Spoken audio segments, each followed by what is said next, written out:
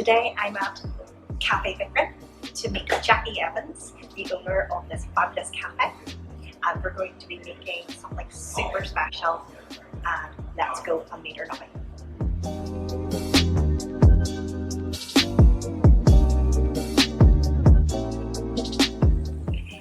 I'm here today at Cafe Vic-Ryn with Jackie Evans, who owns and runs the cafe.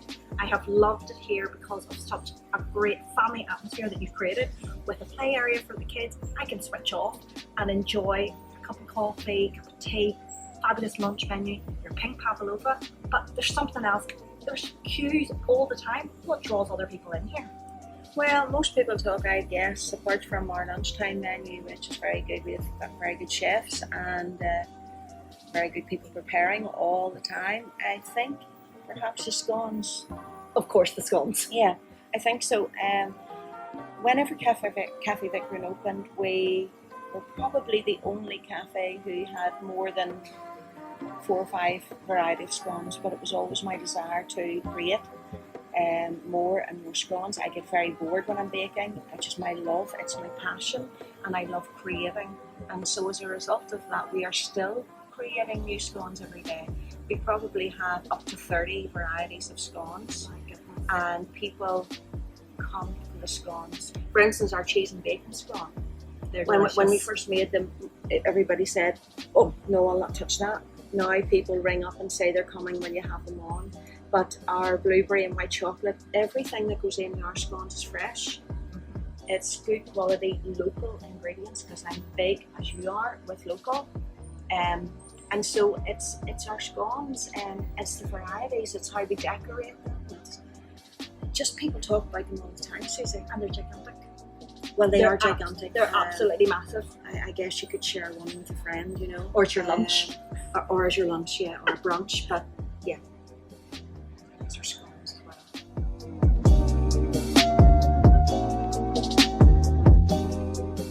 In this video, I'm going to show you how to decorate this beautiful pink pavlova. I'm going to also share with you Jackie's top tips on making the perfect pavlova. My recipe can be found on the BBC website, which I used on the show. The link is below. Make sure your fresh eggs have been sitting at room temperature for a couple of days. Whisk at a very high speed till stiff. Then add in a tablespoon of caster sugar at a time. Then add in your pink food colouring and corn flour. I also add in white wine vinegar and vanilla extract to give it a little bit of a lift. Then make sure your oven is preheated and put the meringues in straight away. That just looks beautiful. Yep, and so easy done. You've got the right eggs, you've got the right temperature of them, and you've got a really good mixture.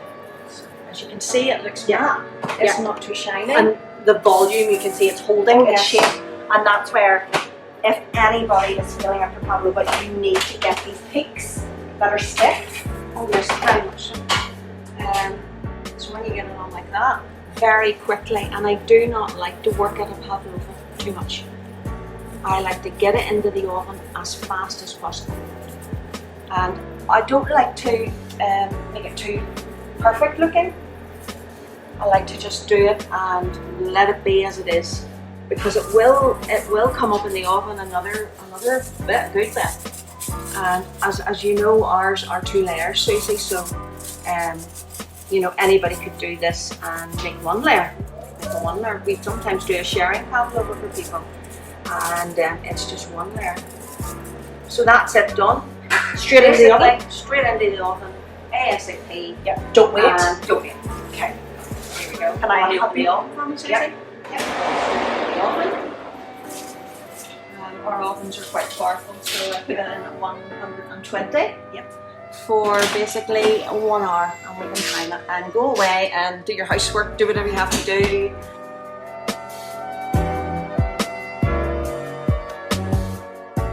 Jackie, we have now got the pavlovas cooled and ready to go. Can you show me how you decorate them? Sure will, Susie. Right, so is it a technique then? Well, I like to put tinfoil on the bottom. Some people like to put greaseproof paper, but my preference is tinfoil. And why is that? I think broth better. I'm not sure what the secret is, but it's always the way I've done it, and that's just the way I do it.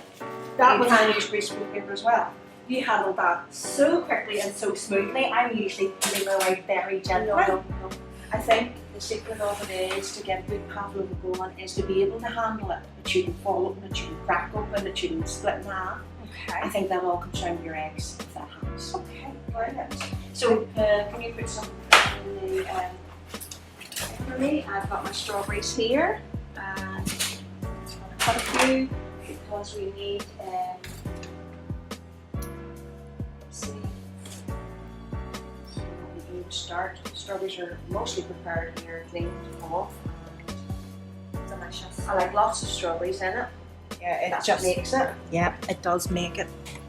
Okay. Everybody loves a good pavlova. Everybody thinks it's extremely hard, don't they, Susie? They do, but I think you have taken it to a whole new level with making it pink, with putting it with strawberries and milk chocolate, which is an excellent and perfect combination. Well, that's a different one for me. That's a chocolate pavlova.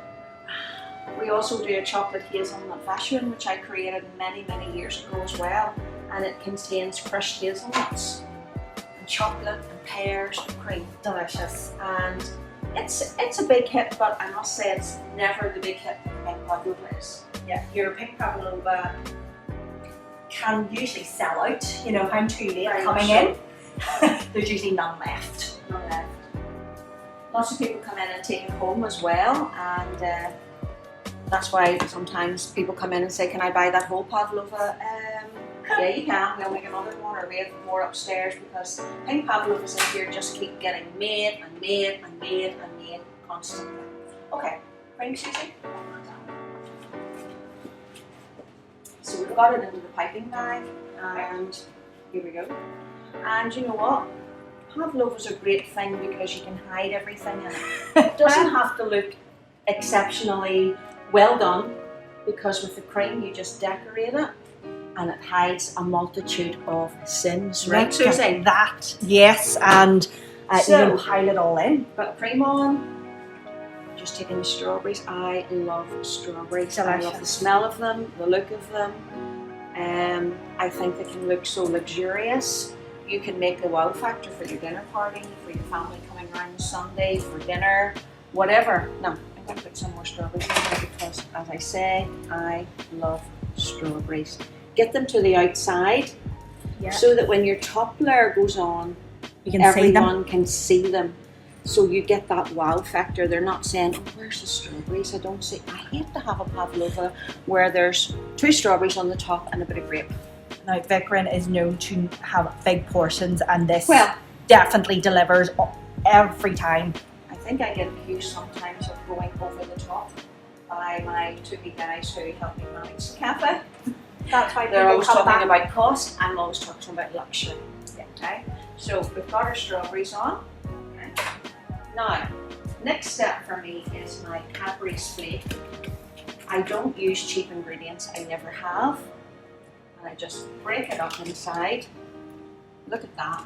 Delicious, but you can taste it. That's the thing. You Oh, can yeah. really taste with all of your food, and this is luxury. That's what I love Always, about this. always. I've always been about local ingredients, fine ingredients, at the right cost, of course, and as well as Look at that. I could eat that just on its own. Well,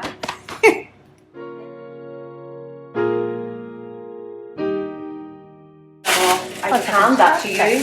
I can hand it to you. You can hand it back, and I can set it on the top. Look at that. Okay. So we've got that on. We've got our piping bag again, and how simple is that? And so effective. And you can pipe any way, which way you like.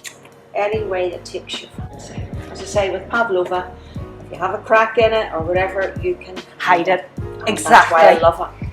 And yet somehow it has the wow factor every time. Now, on the top, strawberries again. As many as you like. But I say the more the better. And I love good strawberries. Sometimes weekend when I can't get good strawberries in from my supplier, I've been known on a weekly basis to go out and get my own strawberries. Fantastic. So you go and hunt for them? I do. And if they're not good, I won't take them. Wow. Sometimes strawberries can look good and not taste that nice. And taste quite to be punchy. honest. Yeah. But as I say, the more strawberries, the better. There we go.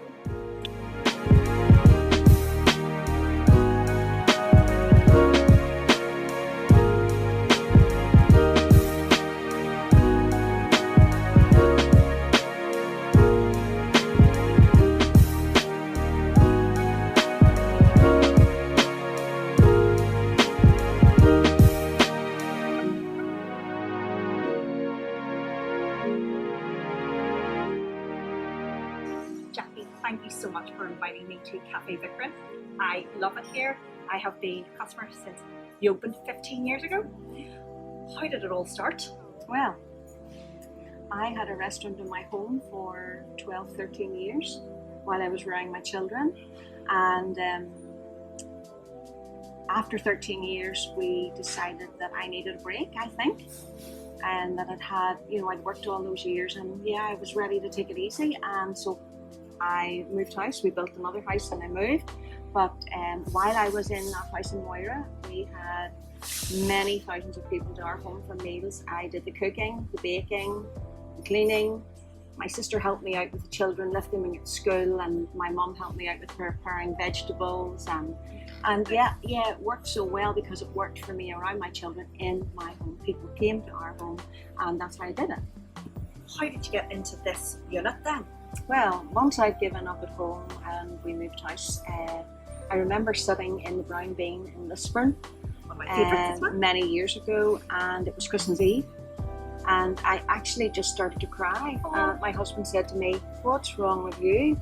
And I said, "Hugh, that's where I should be, behind that counter doing baking again. I miss the people so much." And after that, because I did miss the people, because that's where I get my buzz, is from the customers. I love the fact that I can employ up to 30 staff. It isn't about the money to me. It has never been about the money. My buzz is from being able to employ people, being able to turn out luxurious dishes. We don't get it right all the time, but no business gets it right all the time. It's very difficult, especially in a business of this size. So we started to look around Lisburn for empty premises, and the more I looked, the more scared I got. And in the meantime, a friend of mine approached me and he said, "A friend of mine wants to open a coffee shop within his furniture store, and I have recommended that you do it." So I said, "I'll think about it for a couple of weeks and I'll go and see your friend." I went and seen him. He said to me, "I'm having a dinner party." This is how it started. "I'm having a dinner party on Saturday night and I want you to bring me 6 desserts." And I said, "Okay." He said, "I'm not going to say where they're from. We're going to let them presume that my wife made them, and I'll get the reaction." And so I went and we delivered the desserts on the Saturday, and on the Monday morning I got a phone call and he said, "I want you to make scones from my factory." So I got up early on the Tuesday morning. I delivered over 100 scones, and when I was taking the scones in, he said, "Can I see you for a wee minute?" And I said, "Well, I haven't much time. I'm rushing to the mother and toddlers." He said, "It won't take a minute." And I went in and he said, "I would like to go ahead with this." Wow. And I said, "But you haven't tasted the scones yet." And he said, "I don't need to." He said that the reactions we got from the desserts on Saturday night have sold yourself to me.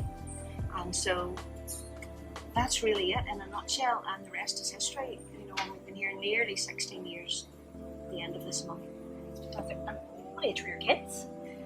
Well, my 2 children, Claire and Jonathan, were at Laurel Hill at the time, and Chloe wasn't thought of at that stage. So when I got pregnant with Chloe, I was working at home, and I said to my husband just very lately, "How did I ever do that?